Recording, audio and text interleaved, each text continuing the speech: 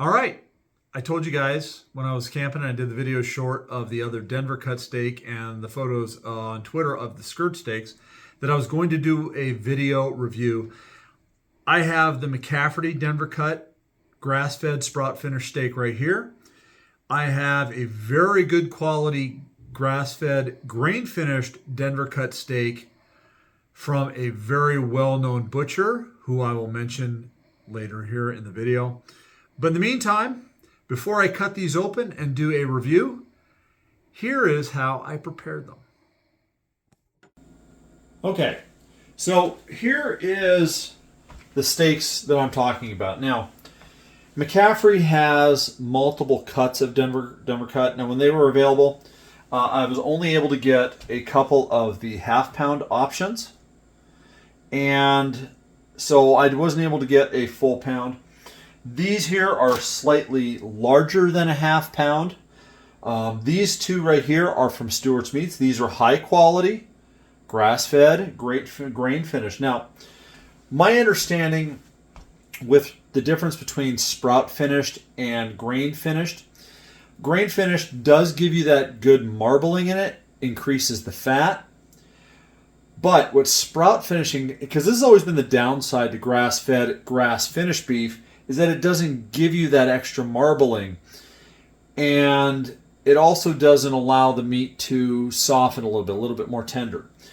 The advantage to sprout finished, and my understanding is that McCafferty is using barley sprouts in their own hydroponic, that they sprout in their own hydroponic system, is that by sprout finishing the beef, it allows them to go ahead and the meat will basically self-tenderize while still giving a very good marbling. And you'll see here that the marbling is really good on this smaller cut of meat, right?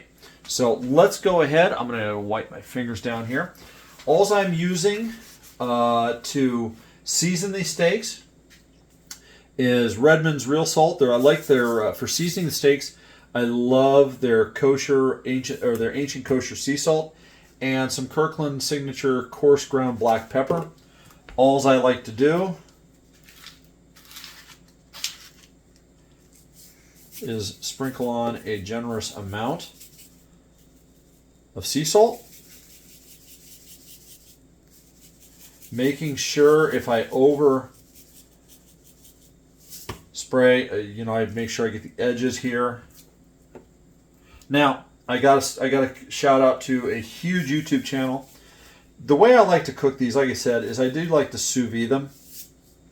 And probably the best sous vide channel out there is Sous Vide Everything by Guga. He also has a second channel called Guga Foods, which is a good channel, but it's a little bit more unique. Ever since I started with the low carb, ketogenic, carnivore, no sugar, no grains lifestyle, I've done a lot more sous videing. I think as somebody who loves their beef, especially the beef, medium rare, actually I like it a little bit closer to blue rare, but most people don't. So I cook it as the smallest medium rare that I can find, or the lowest level of medium rare I can find. Sous videing allows me to do that, and then doing a quick butter sear on the steaks. Now, I also have a flamethrower called a sous vide gun, and it's absolutely a kick-ass way to sear steaks in a pinch with fire. I mean, I'm a guy. Who doesn't like sous videing and searing with fire, right? So let's go ahead, finish these up. There we go. By the way, you'll notice also, these were fresh cut yesterday by the butcher. This was vacuum sealed. It came in a vacuum seal like this. I cleaned it out so you could see it. Really well done, really well butchered. And look how much darker that meat is too, by the way. So, all right, let's go ahead and vacuum seal these up. Okay, so I've already got one bag made here, or two bags made here, ready to put these in. If you are low carb, keto, carnivore, I'm going to tell you right now, a food saver is a must, especially when you start buying animal products in bulk. These food savers have probably saved my wife and I a lot of money. So this is the newer model because our one that we had for about 5 years now just finally died. So I make 3 bags, cut them open. I seal one end first, just like this. Dun, dun, dun, dun. Yeah, it's sealed. It's going to seal it up.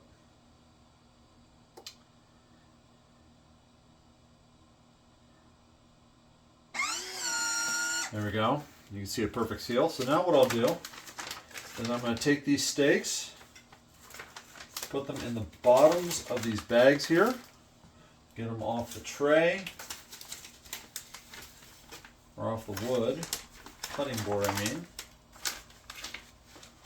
There's that.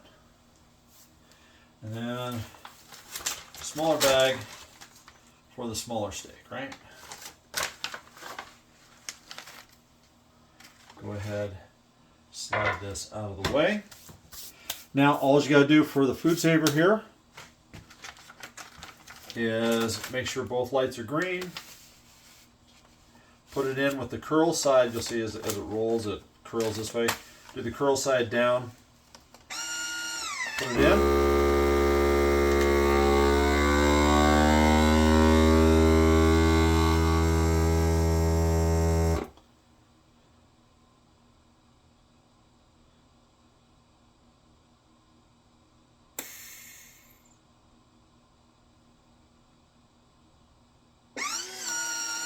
All right, and there is the Denver cut. No, hold on a second here. Looks like a piece of...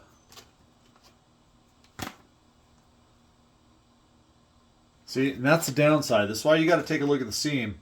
It looks like a piece of black pepper got caught on that. So what I'm going to do is I'm going to put it back in there real fast. I'm going to pull it out just a little bit. Put a second seal on it.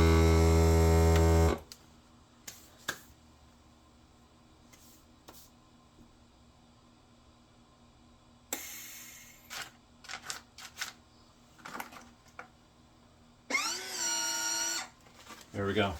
So I put a second seal on it. It is completely sealed. I'm going to go ahead, finish these 2 up, and we're going to drop them in the sous vide.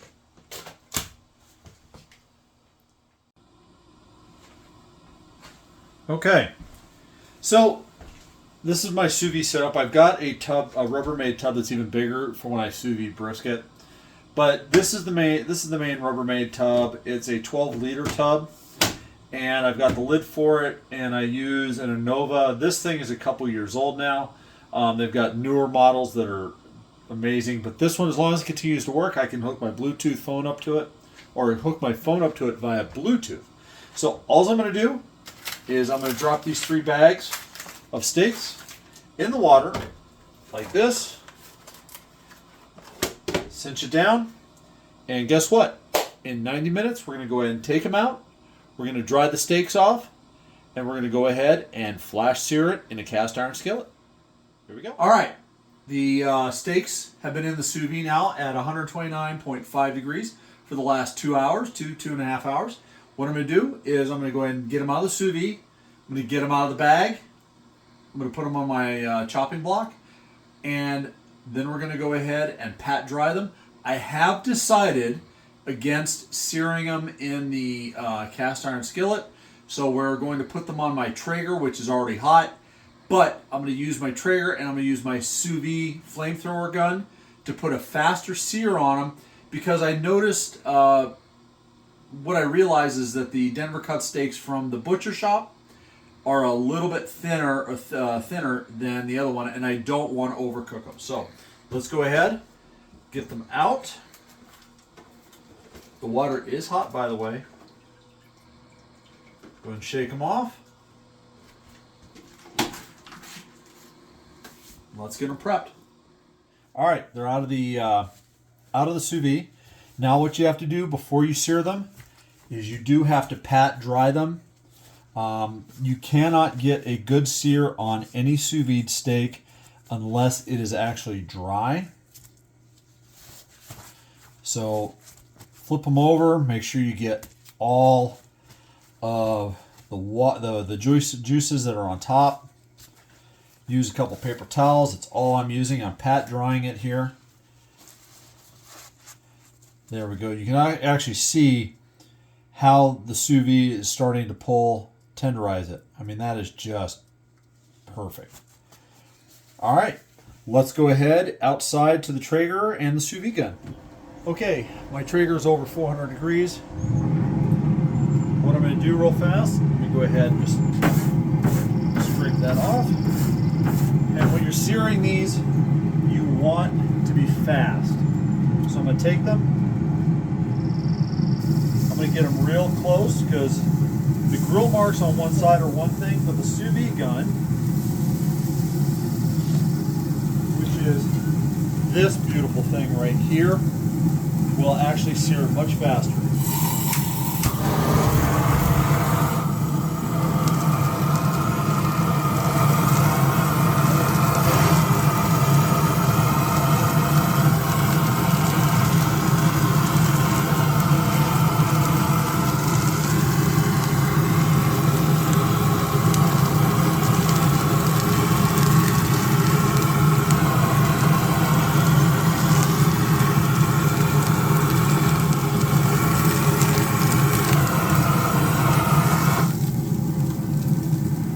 Do a quick flip.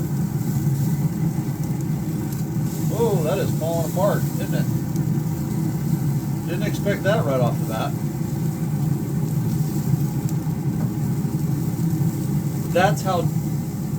That is how tender the Denver cut is.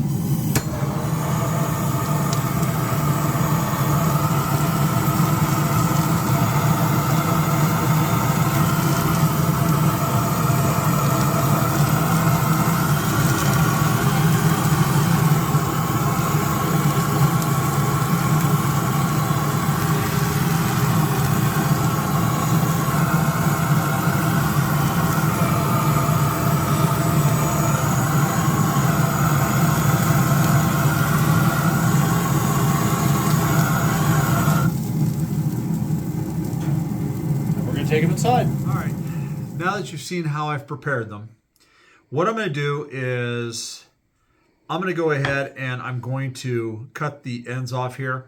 We're going to take a look at them. Let's go ahead and bring the camera in.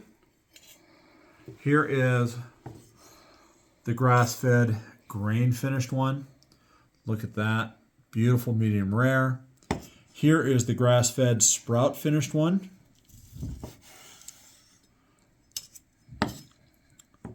And look at that. Beautiful intramuscular fat. All right, now it's the taste test. Now, I'm a big fan of grass-fed, grass-finished, and grass-fed, grain-finished. And I'm a really big fan of the Denver cut. And the reason I'm a big fan of the Denver cut is it's an underlooked steak. It is basically under the shoulder blade. And it's one of those underutilized muscles in the cow, which is why it should have a very beefy flavor and it should be extremely tender. So let's go ahead. This is the grass-fed, grain finished.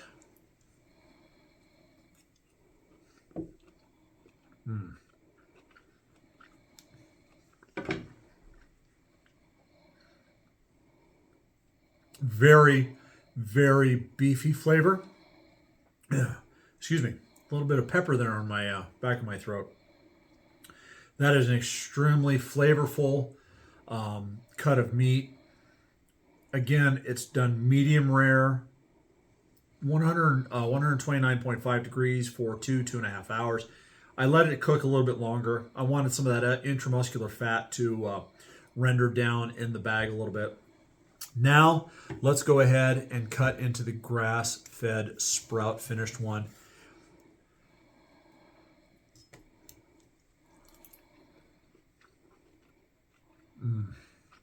Oh.